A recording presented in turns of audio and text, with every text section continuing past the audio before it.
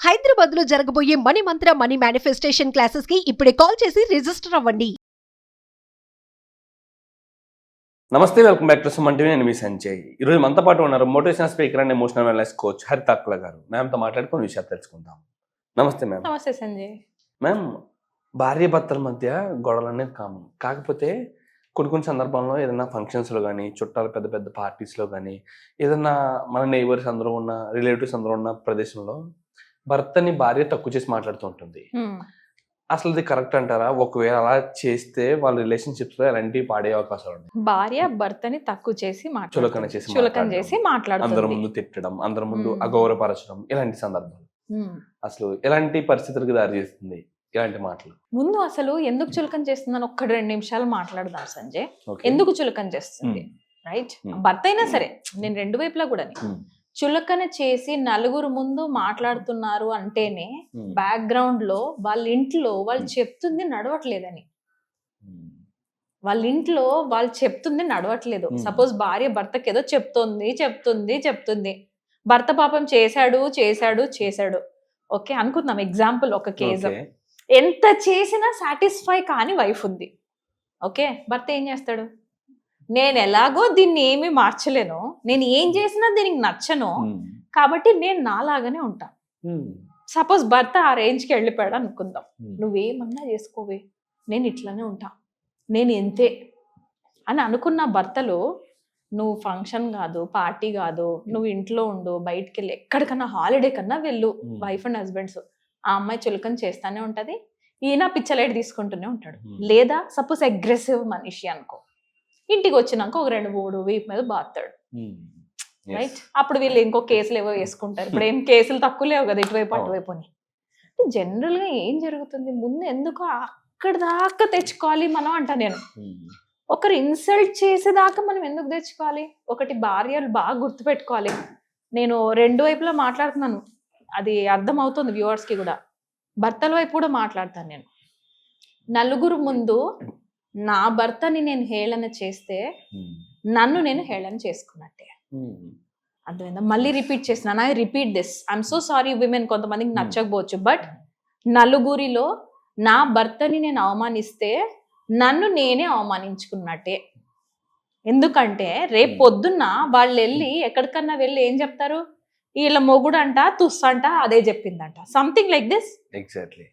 వీళ్ళ మొగుడు అంట ఇంట్లో చాతకానోడంట, వీళ్ళ మొగుడంట ఇట్లాంటోడంట. ఎవరిస్తున్నారు ఆ టైటిల్స్? నలుగురు ముందు స్ప్రెడ్ అయ్యేది మన భర్త గురించి ఎవరిస్తున్నారు? నువ్వే ట్రైన్ చేసావుగా. నలుగురు నీ భర్తని ఎలా చూడాలని నువ్వే ట్రైన్ చేస్తున్నావు. ఇది ఎప్పుడు చేస్తారు తెలుసా సంజయ్? వీడు నాకు అవసరం లేదు అనుకున్నప్పుడు చేస్తారు. లేదా వీడితో నాకేం అవసరం లేదు, నేను వేరే వాళ్ళని చూసుకోవాలి, something. I don't know what final decision the women make. ఏం ఫైనల్ డెసిషన్ తీసుకున్నారని వెళ్ళి నలుగురిలో భర్తని ఇన్సల్ట్ చేస్తున్నారు. ప్లీజ్ స్టాప్ దిస్ బిహేవియర్ కదా. ఎందుకనంటే అది కర్మ ఫిలాసఫీ ప్రకారం రివర్స్ అయ్యి నీ దగ్గరికి రానికి ఎక్కువ టైం పట్టదు, అస్సలు పట్టదు. సప్పని తిరుగుతుంది, టైంతో యాడ్ అయ్యి అవి రిటర్న్ విదిన్ 4-5 years నీ వైపు ఎట్లా వస్తాయంటే, ఇది ఇలాంటిది కాబట్టే దాని మొగుడు దాన్ని వదిలేశాడు. యా, లేదా ఇది ఎంత డామినేటింగ్ వైఫ్ కాకపోతే ఆయన అలా తయారయ్యాడు. నువ్వేం చెప్తున్నావో నీకు రివర్స్ కర్మ ప్రకారం, దాన్ని ఆ ఫిలాసఫీ ప్రకారం జుప్ప నీ దగ్గరికి వస్తుంది. ఇది నీకు కావాలా? 4-5 years తర్వాత నీ లైఫ్ ఇలా ఉండాలా? నేను ప్రతి ఆడపిల్లని అడుగుతాను, ఒకవేళ నలుగురు ముందు వెళ్ళి అవమానిస్తుంటే మీ భర్తని మీరే, నీకు అదే అవమానం కావాలా? నీకు 4-5 సంవత్సరాల తర్వాత అలా అయితే చెయ్యి. అండ్ అంతేకాకుండా మ్యామ్, ఈ నైబర్స్ గురించి, రిలేటివ్స్ గురించి మాట్లాడుకున్నాం తప్పితే, ఆ అమ్మాయి వాళ్ళ తల్లిదండ్రుల ముందు కూడా భర్త గురించి తప్పుగానే మాట్లాడుతుంది. అంటే భర్త ముందు లేకపోవచ్చు, కానీ తల్లిదండ్రుల ముందు మాత్రం భర్త గురించి తప్పుగా మాట్లాడే సిచ్యువేషన్స్ చూస్తున్నాం. అది ఎంతవరకు కరెక్ట్ అంటారు? నిన్న నేను మా అమ్మతోని షేర్ చేసుకున్నాను. ఓకేనా, ఇంట్లో ప్రాబ్లమ్స్ తల్లిదండ్రులు జనరల్ గా ఆడపిల్ల ఎందుకు షేర్ చేసుకుంటుంది అంటే, ఊరంతా వెళ్ళదు కదా, తల్లిదండ్రులు అందరికీ చెప్పరు కదా అన్న నమ్మకం ఉంటుంది కదా పిల్లలు ఫస్ట్ నుంచి, అందుకే తల్లిదండ్రులతో షేర్ చేసుకుంటారు. కానీ నిన్న ఏమన్నామంటే మా మమ్మీతోని, మమ్మీ నేను ఒకటి చెప్తున్నా, బట్ నెక్స్ట్ టైం మా ఆయనతో నువ్వు మాట్లాడేటప్పుడు మాత్రం ఈ విషయం పైన రెస్పెక్ట్ ఇవ్వకుండా ఉన్నావంటే నేను ఊరుకోను. నేను జస్ట్ తల్లిగా నీతో షేర్ చేసుకుంటున్నాను, బికాస్ నాకు అనిపిస్తుంది, because you are my good friend also. But ఈ ఫ్రెండ్షిప్ నువ్వు మా ఆయన రెస్పెక్ట్ దగ్గర తేను అంటేనే నేను నీతో షేర్ చేసుకుంటా.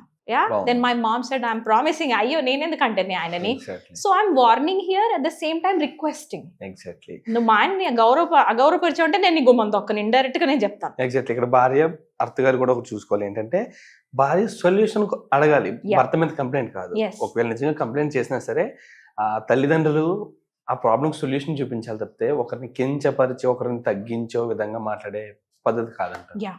Absolutely ma'am.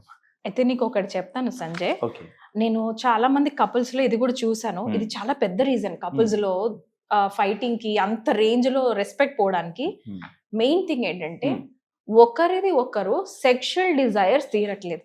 నాకు దగ్గరకు వచ్చిన చాలా మంది కపుల్స్ లో నేను గమనించిన వాళ్ళ సెక్షువల్ డిజైర్స్ వేరున్నాయి, వాళ్ళు మీటే అవ్వలేకపోతున్నారు వాటికి. ఎందుకనంటే దే డోంట్ హ్యావ్ నాలెడ్జ్. నాకు మస్తు తెలుసు అనుకుంటున్నాడు భర్త, నాకు మస్తు తెలుసు అనుకుంటుంది భార్య. బేసికల్ ఇద్దరికి ఏం తెలియక ఫైనల్ గా నేను ఇది డిస్కస్ చేస్తాను సంజయ్. స్నోరింగ్ సీరియస్లీ గురక. Sleeping issue, snoring. గురక సంజయ్ నేను చాలా అబ్జర్వ్ చేశాను.